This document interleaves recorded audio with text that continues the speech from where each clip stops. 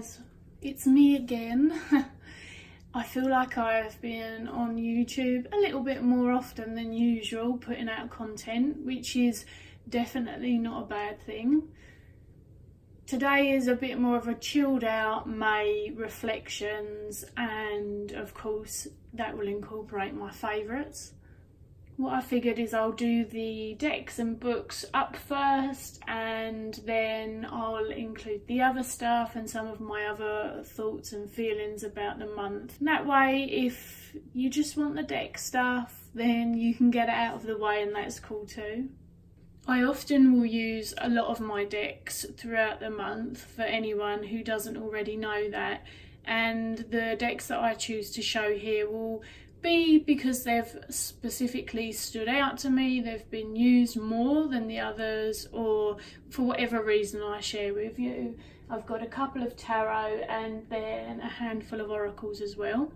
First up is my Bonefire Tarot, and the only deck until recently that I had ever successfully modded, which is only black Sharpie around the edges, nothing special at all.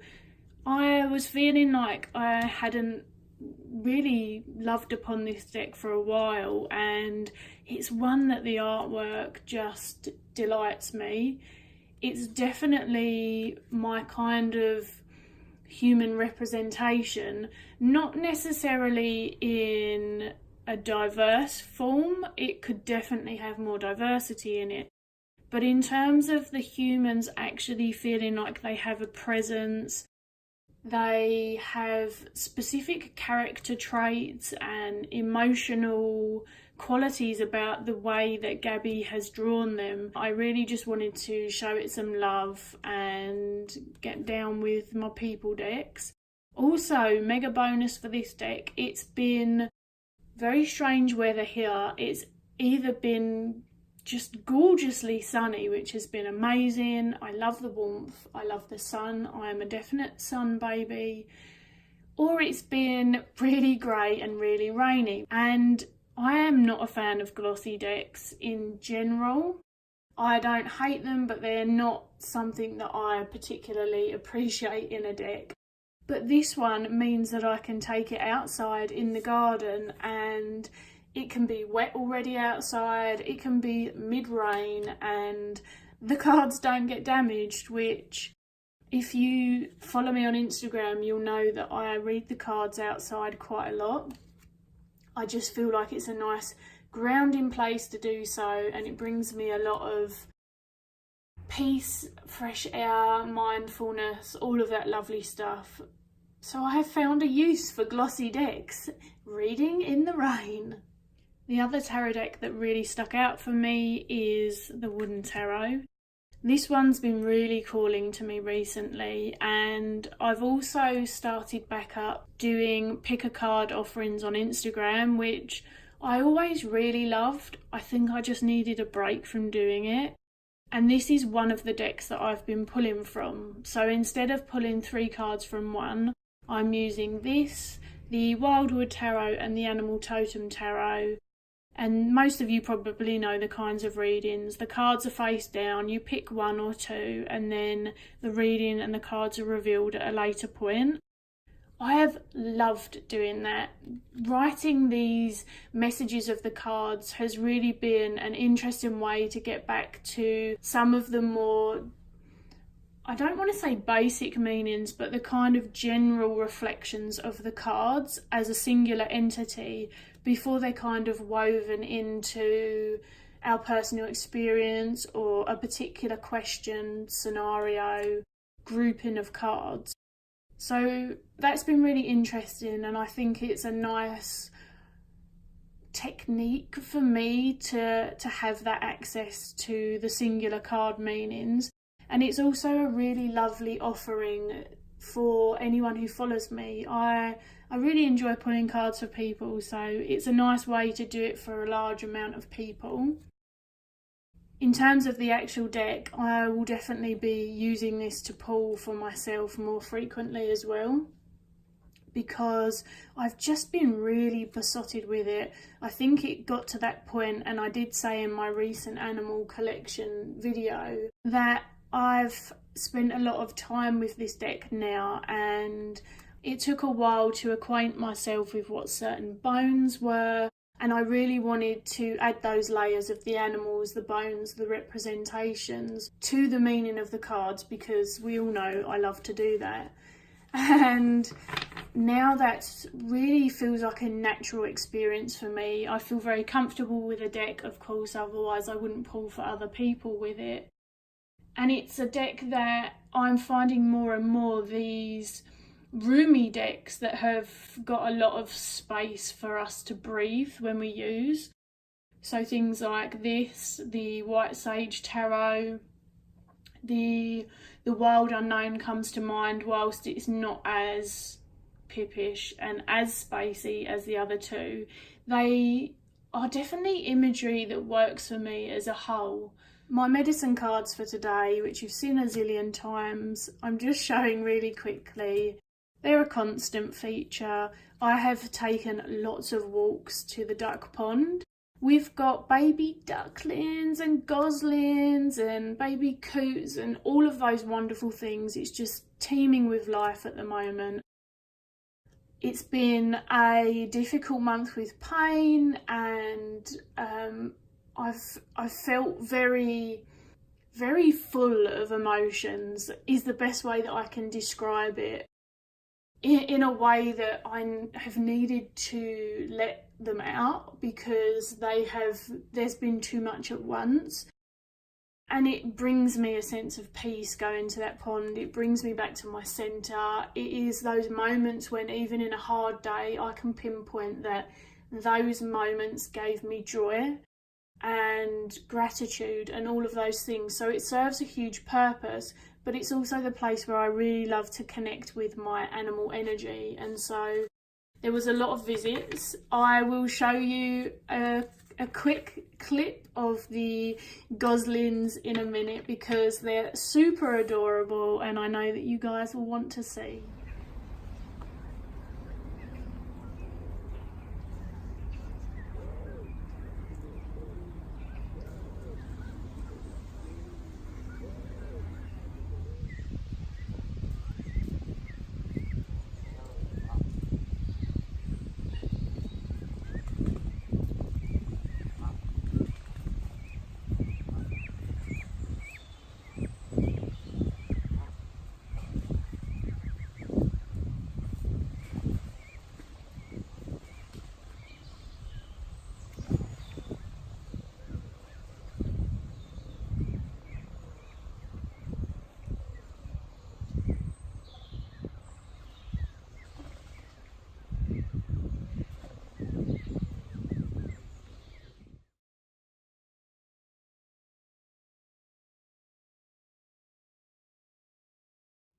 Now you've cooed at the goslings because they're funny and adorable and just a fluffy delight. This deck is the Compendium of Constellations.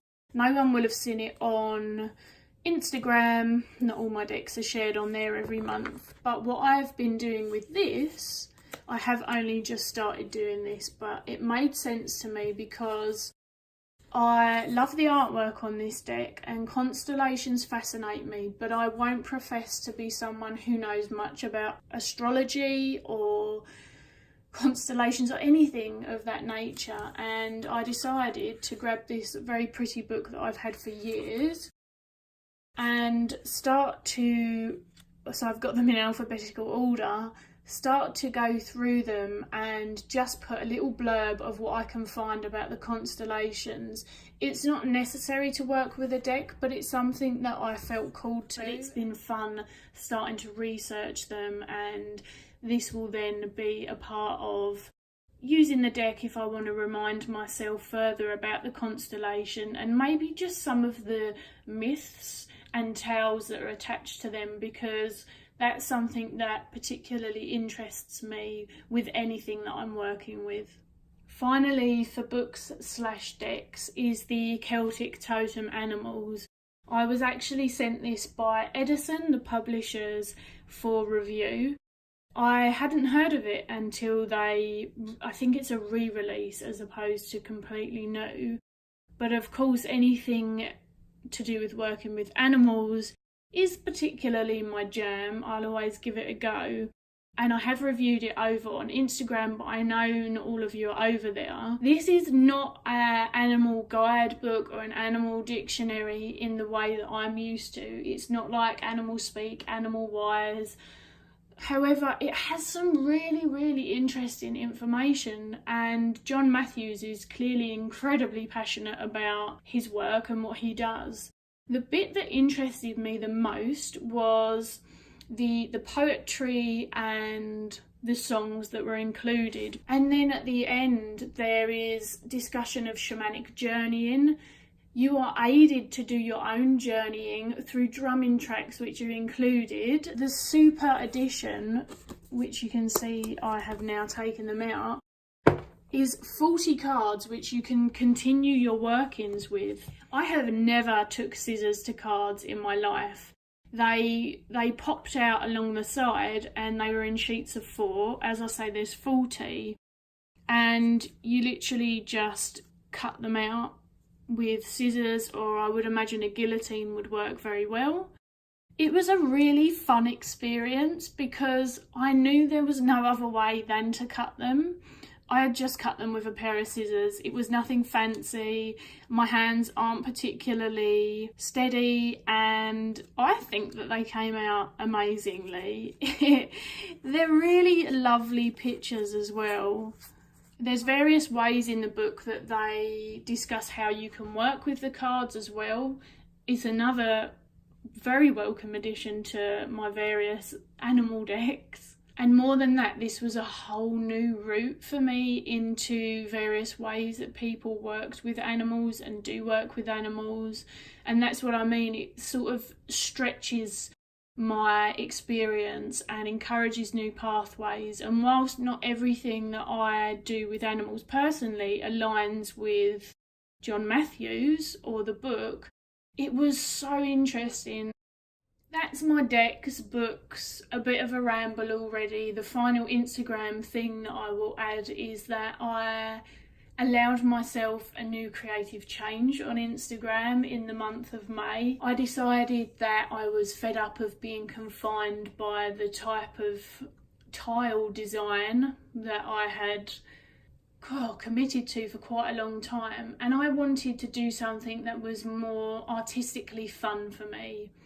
If you've seen any of my pictures, you'll know that I enjoy taking off-the-cuff pictures in nature, but I also really enjoy expressing myself and my creativity through flat lay. Taking pictures is just a huge part of my creativity, and I did that, and it's been bringing me a lot of joy. It may sound superficial, but as I say, in terms of having a connection into creativity, I've really enjoyed that. What I have noticed over on Instagram, which is a topic that doesn't really need much discussion but frustrated me, is people coming on Instagram and saying that if you have an aesthetic, or if your practice has an aesthetic, your tarot reading, your witchcraft or whatever, that it's somehow lesser than, or if you use filters on your pictures, that it's inauthentic, or if you don't share certain aspects of your life. I have heard and probably been more sort of acutely in tune with it over the last month, and I'm done with it. That is irrelevant to authenticity. For some people, their practice just looks that way. Whether you want to take selfies and be completely of no makeup and wake up in the morning and say, this is what I look like in the morning, then that's totally cool. And if you want to put on makeup and only take selfies that you feel make you feel good about the way that you look, or you want to use the filters that are out there, then that's cool. If you want to take off-the-cuff pictures, or you feel that your practice is messy and you want to show people that mess, that's cool. If you want to do flat lay and that's how you express your creativity, that's cool. They don't reflect people's authenticity. I can't be more passionate about it. And I know that I'm not articulating myself very well, which is why I feel like it's a topic for another time. I just don't feel like there's any wrong way. There's nothing wrong with being passionate about the way that you do it and encouraging other people to feel okay doing it that way, and not a social pressure to look a certain way or have to be on Instagram a certain way. I do appreciate that part of it. But when it comes into judging and shaming, I have no time for it, and I am unfollowing people who are about that because it is just boring. That is my main, I guess, rant for May, and moving very swiftly into something very different. That was quite early on in May and has been kind of bubbling within me as a topic that I wanted to broach. But one of the things that really gave me a lot of joy in May, that reminds me of why I enjoy the access to online community so much, was the discussions within the community, especially the shout outs. Shout outs were such a huge part of the month. It seemed like everyone really jumped in with that. A lot of smaller YouTubers were shared as well as larger ones, and all of these wonderful things were said about these beautiful humans in our community, and it was just really cool. I did my own shout out video, and I definitely want to do more. You know, from a really selfish level, it left me feeling really good to talk about other people in a nice and passionate way and share the ways in which they bring me joy. I noticed that their level of support that's been going on, it seems like that aspect has picked up, especially towards the latter part of the month. And I think that that is something that benefits all of us who are in community, because I'm sure that you guys want to have a nice experience as well as I want to have a nice experience. I am certain that it's not just me.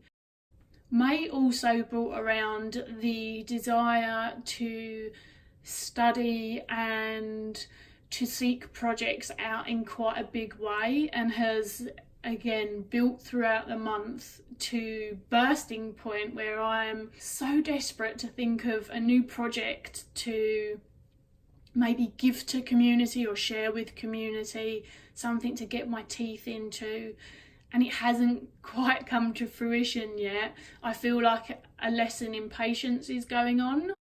But in terms of study, one of the things that I decided to do was to treat myself to a Kelly-Ann Maddox ebook. I will show you a screenshot of just where you can buy it on Kelly's website. As you can see, it's called Heal Hearts and Hold Space ebook.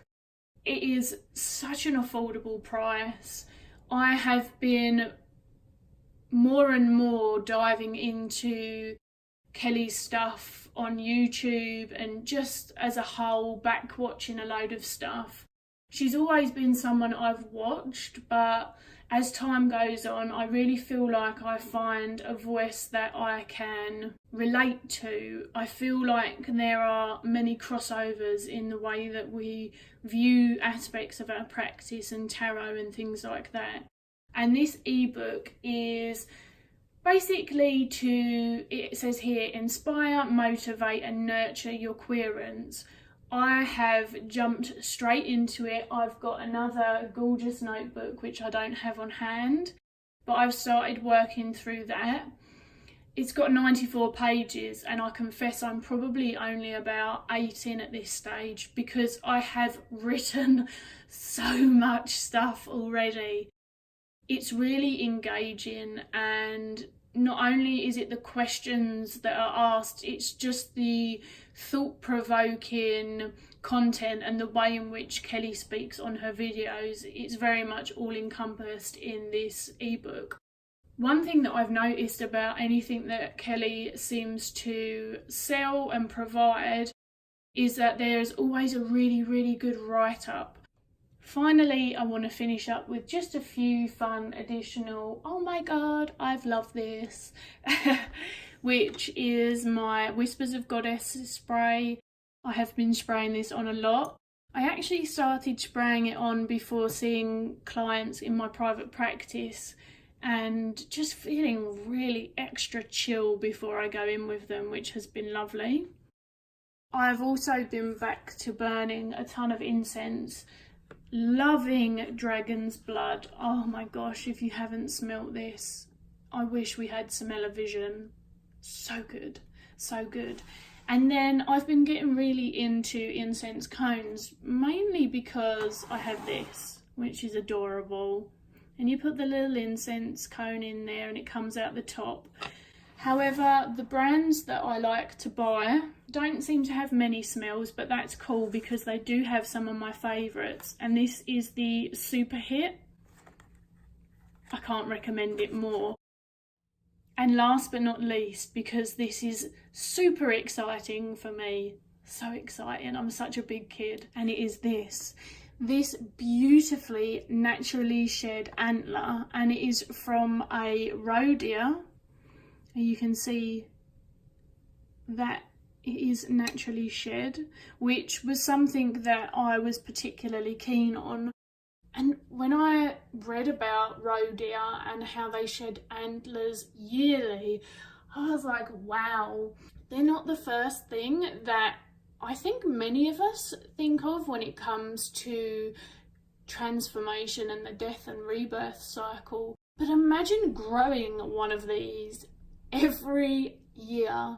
Like, it's such a process. And of course, in terms of my animal workings, I fell into this beautiful hole of learning more about roe deer, learning how to potentially age an antler. Roe deer are native as well, which felt really connective to me for that reason. And just knowing that a stag had this and then they shed it after it wasn't needed and they went through the whole process of growing another. It's really hard to put into words, but it's the first animal piece that I've owned. And I think I surprised myself at how much I felt compelled to buy it. I opened it and I held it and I just had this really deep wave kind of ripple through my body. If anyone has driven really fast over a hill and then as you're coming down, your stomach almost jumps into your throat, but it's kind of a fun, weird feeling that you only get from doing that. I used to do it on my motorbike a lot. I am a big enjoyer of that feeling. But anyway, I had this feeling and it was bizarre. I have no rhyme or reason. I don't get things like that happen to me very often. And so it's been a part of my altar since. I have slowly started to immerse myself in some stag medicine and engagement as well because of it. Still bear medicine is coming up a lot. I actually have pulled bear for myself a few times and I'm like, I know, I'm already working with you, it's fine, it's cool. But yeah, I just wanted to share this. I'd love to hear how your month went, any thoughts that you have on any of the things that I have discussed.